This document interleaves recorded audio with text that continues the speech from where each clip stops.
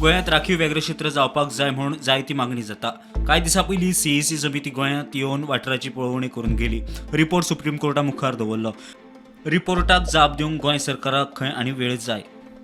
म्हादई व्याघ्र राखीव क्षेत्रा संदर्भातली सुनावणी जी असली ती आयज सर्वोच्च न्यायालयासमोर जावपाची असली आणि जेन्ना हो अर्ज जो असलो तो सुनावणीक सर्वोच्च न्यायालयाच्या न्यायमूर्तींनी घेतलो त्या वेळार गोंयच्या वतीन वकिलान मागणी केली की जो केंद्रीय उच्चाधिकार समितीन अहवाल सादर केल्लो आसा त्या अहवालाचेर आपलें जें उत्तर आसा तें दाखल करपाक आणखी 2 आठवड्यांची मुदत आपणाक गरजेची आसा अशें सांगलें। त्या वेळार सर्वोच्च न्यायालयाचे जे न्यायमूर्ती असले त्यांच्यानी 2 आठवड्याचे तांकां एक्सटेन्शन जे आसा ते बहाल केल्लें आसा आणि परती 2 आठवड्या उपरांत ही सुनावणी जी आसा ती सर्वोच्च न्यायालया समोर जातली।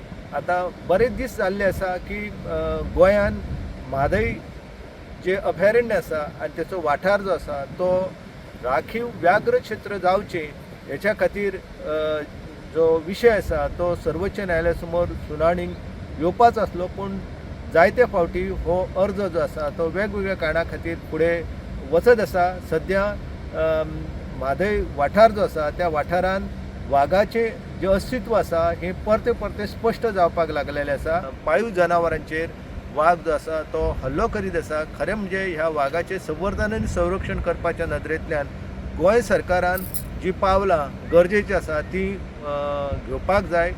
नाजाल्यार हेच्या पयलीं 2009 ते 2019 ह्या कालखंडान गोंयान 5 वाघांची हत्या जाल्लेली आसा, तर तेची पुनरावृत्ती जावची ना ह्या नदरेंतल्यान गोंयच्या वन खात्यान ताबडतोब तेची दखल घेवन ह्या संदर्भात आपली उपाययोजना आसा ती करपाची गरज आसा।